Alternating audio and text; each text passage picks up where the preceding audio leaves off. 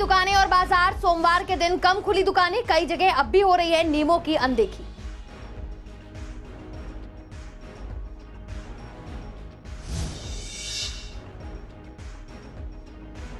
छाछठ वर्षीय महिला की बेरहमी से हत्या, पुलिस ने शव को कब्जे में लेकर पोस्टमार्टम के लिए भेजा, आरोपी को किया गिरफ्तार।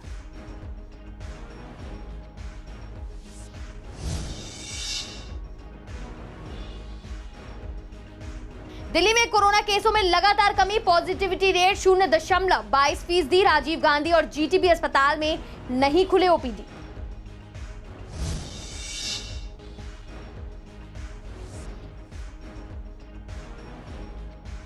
वीकली बाजार को स्कूल में लगाने का आदेश, वेंडरों ने की डीसी से मुलाकात, बाजार लगाने की समस्याओं से कराए रूबरू।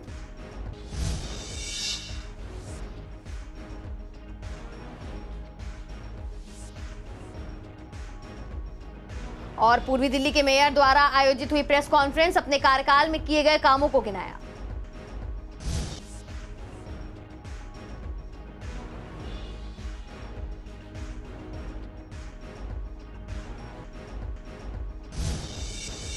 नमस्कार, पूर्वी दिल्ली के बुलेटिन में आपका स्वागत है। मैं हूं आपके साथ आकांक्षा मिश्रा। रुक करेंगे अब महत्वपूर्ण खबरों की ओर। बता दें कि कोरोना वायरस के मामले कम होते ही दिल्ली में अब कुछ राहत दी गई है। सोमवार से दिल्ली में अनलॉक 3 की शुरुआत हो गई है और अब लगभग पूरी दिल्ली को खोल दिया गया है। लेकिन सोमवार की सुबह दिल्ली वालों के लिए राहत के साथ कुछ आफत वाली खबर भी है, क्योंकि जहां जहां बाजार खुले हैं वहां वहां लोगों ने नियमों की अनदेखी करना शुरू कर दिया है। दिल्ली की कृष्णा नगर मार्केट की यही हाल है कि जहां बाजारों में सुबह से ही एक बार फिर पहले जैसी भीड़ और नियमों की धज्जियां उड़ती नजर आ रही हैं।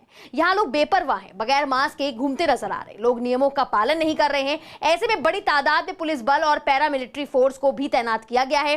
गौरतलब है कि जून के महीने में दिल्ली में कोरोना के मामलों में काफी हद तक राहत देखने को मिली थी। दिल्ली में बीते दिन भी 300 से कम केस दर्ज किए गए थे, जबकि अब एक्टिव केस की संख्या भी 3,500 के नीचे पहुंच गई है। ऐसे में दिल्ली सरकार की ओर से अनलॉक 3 की शुरुआत की गई। ये कि सब व्यापार जो बंद था वो चालू हो गया, पटरी पे आ जाएगा धीरे धीरे। और हम ये चाहते हैं सरकार से, दिल्ली सरकार से, कि सिविल डिफेंस को अगर मार्केट में लगा दिया जाए तो जितनी भी सोशल डिस्टेंसिंग का पालन नहीं हो रहा वो हो जाएगा। जो मास्क नहीं लगा रहे उनका मास्क लगाना अनिवार्य हो जाएगा। और एक जो हमारे यहाँ है कि वैक्सीन का कोई कैंप लगाया जाए, वैक्सीन का कैंप लगा दिया जाए तो ज़्यादा बेटर है, क्योंकि जो हमारे लड़के हैं, दुकान के लड़के हैं और बाजार के इधर उधर के आदमी वो वैक्सीन लगवा लेंगे। अगर यहाँ ये सुविधा मिलती है, सरकार से हमारी गुजारिश है कि अगर ये सुविधा देती है, एक बहुत बढ़िया मैसेज अच्छा जाएगा बाज़ारों में कि जैसे पोलियो का 2 बूंद का था, वही पर्पज हो जाएगा। हर मार्केट में जितनी वैक्सीन ज़्यादा से ज़्यादा लग जाए 15 दिन में, 10 दिन में वो ज़्यादा कवरिंग हो जाएगी। आप अपने साथ साथ अपने परिवार को भी एक बीमारी की तरफ धकेल रहे हैं। आप किस व्यक्ति से इन्फेक्टेड हो जाएंगे आपको ही नहीं पता चलेगा, आपके साथ आपका परिवार इन्फेक्टेड होगा। तो वहीं राजधानी दिल्ली के थाना न्यू अशोक नगर के दल्लूपुरा गांव में घर के अंदर ही एक 66 वर्षीय महिला की बेरहमी से हत्या कर दी गई है। बता दें कि महिला के गले व शरीर पर धारदार हथियार से 2 दर्जन से भी ज्यादा वार किए गए हैं। महिला के बेटे के घर वापस आने पर वारदात का खुलासा हुआ। वहीं मृतक महिला खून से लथपथ हालत में निवस्त्र थी। पुलिस ने शव को कब्जे में लेकर पोस्टमार्टम के लिए अस्पताल में भिजवा दिया है। वहीं और मामला दर्ज करके जांच में जुटी हुई है। परिवार को आशंका है कि महिला के साथ रेप करके उसकी हत्या हुई है। जब मैं 2 बजे घर में घुसा तो मेरी माँ खून से लथपथ पड़ी हुई थी, बिल्कुल नग्न अवस्था में, उसके बदन पे एक भी कपड़े भी नहीं थे। तब मैं वहाँ से चिल्लाया किसी तरह, जब कोई हेल्प नहीं मिली यहाँ पर मैं बाहर खुद दौड़ के गया, एम्बुलेंस लेके आया, उनको लोड किया और फिर अस्पताल ले गए, जहाँ डॉक्टरों ने उन्हें मृत्यु घोषित कर दिया। फिर मैं पुलिस प्रशासन बुलाए, पुलिस प्रशासन आए, CCTV कैमरा देखे, उस आधार पर एक आदमी को अरेस्ट किया। माँ की उम्र 66 साल है। अच्छा। और ये वारदात जो है उस आदमी ने 1 और 2 के बीच में किया है कल। जी, यानी कि 13 तारीख को। जी। अब इस बारे में तो सर पुलिस मुझे कुछ बता नहीं रही है, खाली ना मुझे बॉडी अभी तक मिली है, खाली आश्वासन दे रहे हैं कि तुम शांत रहो, सब चल रहा है, चल रहा है। आपको क्या आशंका है कि क्यों उनकी हत्या की गई है? तो दिल्ली में कोरोना के केसों में अब लगातार कमी देखी जा रही है। एक और पॉजिटिविटी रेट भी अब 0.22 तक पहुंच गया है, जिसके मद्देनजर दिल्ली सरकार ने बाजारों को खोलने का भी आदेश दिया है। हालांकि पूर्वी दिल्ली के 2 बड़े अस्पताल राजीव गांधी और जीटीबी हॉस्पिटल की ओपीडी सभी दूसरे मरीजों के लिए नहीं खुल रहे हैं। इस पर हॉस्पिटल के डायरेक्टर बीएल शेरवाल का कहना था कि इस पर दिल्ली सरकार से बात की जा रही है। जैसे ही हॉस्पिटल में कोरोना के केस सिंगल डिजिट में आते हैं और जिस हिसाब से कोरोना में कमी आ रही है, तो जल्द ही उम्मीद की जा सकती है कि 1 हफ्ते के अंदर ही कुछ ओपीडी मरीजों के लिए खोली दी जाएगी। सर, जीटीबी और राजीव गांधी दोनों ही हॉस्पिटल यहाँ के बड़े हॉस्पिटल हैं। जिस तरीके से कोरोना के केस कम हो रहे हैं, क्या यहाँ की ओपीडी जल्द ही चालू हो सकती है अन्य मरीजों के लिए भी? हम अभी एक्चुअली कोशिश कर रहे हैं कि कुछ अगर नंबर ऑफ़ केसेस जैसे राजीव गांधी में सिंगल डिजिट में आएंगे, तो उसके बाद हम पूरी कोशिश करेंगे कि जो नॉन कोविड पेशेंट्स हैं उनकी सेवाएं किसी तरह बहाल की जाएं और शुरुआत हम ओपीडी से करेंगे। उसके लिए सचिवालय में माननीय मंत्री जी से बात करने के बाद अगले हफ्ते हम कोशिश करेंगे कि नॉन कोविड एक्टिविटीज़ के लिए हमें परमिशन मिले और जल्दी से जल्दी हम उसकी शुरुआत करें। तो दिल्ली सरकार के आदेश पर आज से बड़े बाजार और मार्केट खुल चुके हैं। वहीं वीकली बाजार को लगाने वालों को स्कूल के अंदर छूट दी गई है, जिसको लेकर वीकली बाजार लगाने वाले लोग शाहदरा साउथ जोन के डीसी से मिले। डीसी के सामने अपनी परेशानियां रखी। उनका कहना है कि हम इस आदेश का पूरी तरह बहिष्कार करते हैं। उनका यह भी कहना है कि स्कूलों की जगह में बाजार लगाने से कोई भी ग्राहक वहां नहीं आएगा। हम बाजार स्कूल में नहीं लगाएंगे और अगर सरकार ने यह आदेश वापस नहीं लिया तो हम शांतिपूर्ण धरना प्रदर्शन भी करेंगे। सरकार ने कल 13 तारीख को जो ऑर्डर किए हैं उसमें ये कहा है कि बाजार रोड साइड नहीं लगेंगे, स्कूल और ग्राउंड में लगाएंगे। तो हम ये जानना चाह रहे हैं कि स्कूल में क्रेता और विक्रेता दोनों कैसे पहुंचेंगे जब उनको पता ही नहीं किसी जगह का। दूसरी बात, पता भी हो तो इतना बड़ा ग्राउंड नहीं जहाँ उतने लोग बैठ सकें। और पहली बात तो जो लोगों को पता ही नहीं है और वैसे इस माली हालत उनकी खस्ता हालत है, हालत ख़राब है, तो ऐसी स्थिति में दोनों का पहुँच पाना असंभव है। इसलिए हमने ये फैसला लिया है, हमारे जितने भी टाउन बिल्डिंग कमेटी के मेंबर हैं और इनकी जिम्मेदारी भी बनती है कि जो सही रास्ता हो उसके लिए हम लोग जाएं। पिछले बार कोरोना की जो प्रॉब्लम बढ़ रही थी उस समय ऐसी व्यवस्था थी कि हम लोगों को डर लग रहा था कि कहीं ज़्यादा स्प्रेड ना हो। अब ये बीमारी ख़त्म हो चुकी है, इसकी वजह से हम लोगों को जहाँ हम लोग काम कर रहे थे उसी जगह पर हमें काम करने का अधिकार दिया जाए, वहीं हम लोग लगाएंगे। सोशल डिस्टेंसिंग का पालन करेंगे, मास्क और जो भी व्यवस्था सरकार की DDMA की तरफ से होगी वो हम पूरी करेंगे। सबसे बड़ी परेशानी हमें एक है भाई साहब, इस टाइम के अंदर जहां हमारे बाजार लगते थे वहीं लगने दें हमें। दूसरी बात यह है कि हमें बहुत परेशान हो चुके हैं, हम बता नहीं सकते, हम 1 रुपया उधार भी देके राजी नहीं हैं।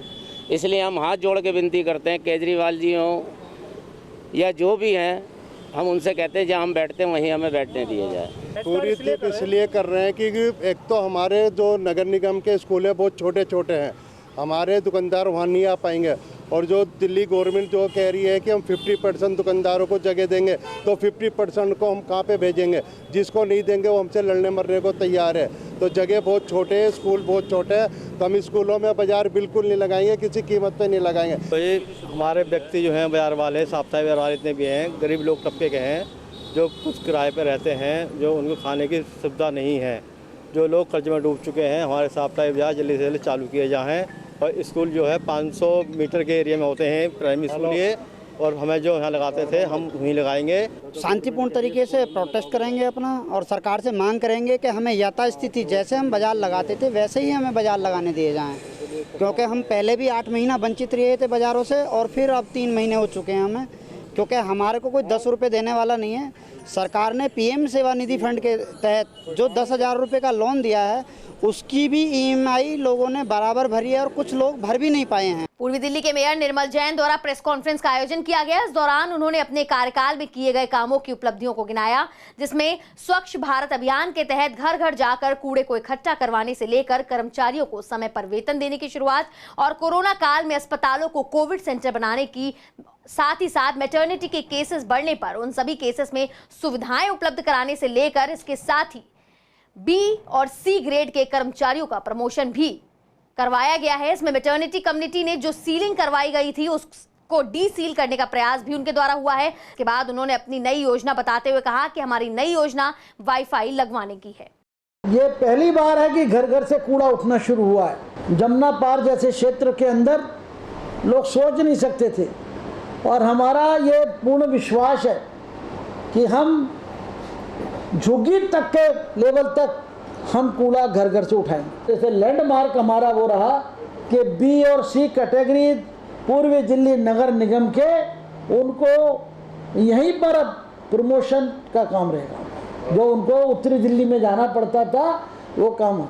हमारी आगामी योजना एक एक वार्ड में 10-10 लाइसेंस देने की है कम से कम, जिससे कम से कम 64 वार्डों में 650 लोगों को रोजगार मिलेगा। एक फूड कार्ड चलेगा तो उससे कम 4 से 5 फैमिली 6 फैमिली उससे जुड़ेंगे। हमारे स्वामी दयानंद हॉस्पिटल के अंदर एक नया ऑक्सीजन प्लांट लगाने की मंजूरी केंद्र सरकार द्वारा इसकी स्वीकृति दे दी गई है, जो पीएम केयर फंड के अंदर लगने वाला है, जिसके अंदर हमें जगह आइडेंटिफाई करके उनको देनी है और उसमें टेक्निकली उसको हम तुरंत उसका शिलान्यास कराने जा रहे हैं। 416, 417 में लाइसेंस देने का काम, सील करने का राइट 356A के अंदर नोटिस देना और 357-58 में हम फिर उसको सील करते हैं, एक्शन लेते हैं। वो काम जो नगर निगम का था डीएमसी एक्ट में, वो सब सर्वोच्च न्यायालय द्वारा गठित की गई मॉनिटरिंग कमेटी ने किया। सर्वोच्च न्यायालय ने अपने निर्णय में उसको इलीगल करार दिया और उसके आधार पर हमारे यहाँ भी लगभग 827 प्रॉपर्टी हमारे यहाँ से हमने वो डीसील कराई। क्योंकि कोरोना काल चल गया, बीच में न्यायालय बंद हो गए, कोई बात नया केस डाल नहीं सकते थे, तो हमने उसके अंदर पूरी तैयारी कर ली है। और जो बाकी की शेष प्रॉपर्टी जो हमारी फैक्ट्री हैं या मिसयूज में जो बंद हैं, उन सबको खुलवाने के लिए कमिश्नर साहब ने अभी मैं लगा था प्रयत्नशील, मैं चाहता था ये काम हो जाए, लेकिन चूंकि ये 2 महीने के समय में न्यायालय बंद रहे और हम माननीय सर्वोच्च न्यायालय के अंदर एक पिटीशन फाइल करके हम इसके अंदर रिलीफ लेने वाले हैं। मिसयूज जिन्होंने किया है उनसे मिसयूज अमाउंट ले करके हम जल्दी इसको हम डीसील करने वाले हैं। वहीं पूर्वी दिल्ली के ज्वाला नगर ढलाव घर को तोड़कर नया ढलाव घर बनाने का काम आज से शुरू कर दिया गया है। इस ढलाव पर आसपास के इलाके से कूड़ा आता था, जिसके कारण कूड़ा ढलाव घर के बाहर ही पड़ा रहता था और इलाके के लोगों को गंदगी का सामना करना पड़ता था। कूड़े से निकलने वाली बदबू से लोग परेशान हो जाया करते थे। स्थानीय निगम पार्षद का कहना है कि अब ऐसी किसी भी समस्या का सामना यहाँ के लोगों को नहीं करना पड़ेगा, क्योंकि इस ढलाव में कंपैक्टर मशीन लगाई जा रही है जो कूड़े को सेग्रीगेट करके खाद बनाएगी। आपको बता दें कि ये काम 1 महीने के भीतर ही शुरू हो जाएगा। खाद का काम करेगी, जो गंदगी है वो साफ करी जाएगी और जो आसपास के लोगों को उनको भी सुविधा होगी। और बस मैडम आज इसका उद्घाटन हुआ है तो कल से इसका काम शुरू हो जाएगा। यहाँ पर जो गंदगी बाहर पड़ी रहती थी, इससे लोगों को राहत मिलेगी। आसपास के जितने भी लोग हैं जो समस्या होती थी, कहते थे कि यहाँ पर गंदगी से बदबू आती है, तो डायरेक्ट कंपैक्टर यहाँ लगाया जा रहा है। जो गंदगी आसपास का कूड़ा है डायरेक्ट कंपैक्टर में ही डाला जाएगा, उससे खाद बनेगी। खाद से एक बेनिफिट होगा, जितने भी पारस करवाने हमारे पार्क हैं और लोगों की सप्लाई जानी होगी उनको सप्लाई मिल जाएगी। आसपास लोगों को गंदगी से राहत मिल जाएगी। ये बहुत बड़ा कार्य है हमारे क्षेत्र में। पहला कंपैक्टर हमारा ESI हॉस्पिटल के पास लगा हुआ था, वो बड़ा कंपैक्टर है। ये छोटा कंपैक्टर 6x10 का कंपैक्टर है, जो कि यहाँ पर लगकर पूरी ही क्षेत्र के आसपास के लोगों को गंदगी से राहत मिलेगी। देखिए यहाँ पर काफ़ी लोड था। आज गल नंबर 1, 2, 3, 4, 5, 6 ज्वाला नगर आसपास कस्तूरबा नगर काफ़ी जगह से यहाँ पर ये ढलाव बना हुआ था। हर तरफ का यहाँ कूड़ा यहाँ पर आता था और समस्या एक यहाँ पर ये थी कि कूड़ा ना इतना कूड़ा आता था कि कूड़ा बाहर आ जाता था। और हमारे इंस्पेक्टर हमारे JE साहब ने एक प्रोजेक्ट हमारे सामने लाया और इन्हें कहा कि यहाँ पर कंपैक्टर लगाया जाए ताकि 2 बेनिफिट हो सके। एक तो गंदगी से राहत मिल सके और जो गंदगी से जो इससे हमारी जो खाद बनेगी वो किसी के काम आ सके। कोरोना की दूसरी लहर में कमी आने के साथ ही दिल्ली में कोरोना केसों की संख्या में भी काफी कमी आई है और दिल्ली सरकार ने बड़े बड़े दावों के साथ तीसरी लहर की तैयारियां भी शुरू कर दी हैं। आपको बता दें कि वहीं एक तरफ DGHS दिल्ली गवर्नमेंट में कोरोना हेल्पलाइन में दिए गए नंबर को बंद कर रही है, जिसके चलते ऑल इंडिया नेशनल फाउंडेशन द्वारा कोरोना हेल्पलाइन नंबर बंद करने की मांग भी की गई है। वहीं डॉक्टरों के मुताबिक हेल्पलाइन नंबर कोरोना पीड़ित और कोरोना से सही हुए मरीजों के काफी लाभदायक साबित होते हैं। ऐसे DGHS Delhi government helpline number बंद नहीं करनी चाहिए। कोविड कंट्रोल रूम को डिसकंटिन्यू करने का प्लान कर रहा है, तो इन view of the public interest हम सभी फेडरेशन के लोग यही चाहते हैं कि ये कंट्रोल रूम है वो कंटिन्यू रहे। क्योंकि अभी नंबर ऑफ केसेस डिमिनिश हुए हैं, बट लोगों के दिमाग में अभी और भी काफ़ी सारी क्वेरीज है। और ये कोविड कंट्रोल रूम जहाँ पर इफेक्टिव वे से लोगों की हर समस्याओं का समाधान किया जाता है, भले वो इंटरनेशनल ट्रैवलिंग के रिलेटेड हो, डोमेस्टिक के रिलेटेड हो, या पोस्ट कोविड कई सारी उनको प्रॉब्लम्स होती है, तो इसके रिलेटेड भी सभी क्वेरीज को वहाँ पे इफेक्टिवली रिड्रेस किया जाता है। तो आपके माध्यम से हम गवर्नमेंट को यही बताना चाहते हैं कि इसको कंटिन्यू किया जाए, क्योंकि आने वाले टाइम में थर्ड वेव का भी प्रेडिक्शन चल रहा है कि कोविड की थर्ड वेव भी आएगी, तो लोगों के दिमाग में कई सारे अभी भी कन्फ्यूजन्स हैं।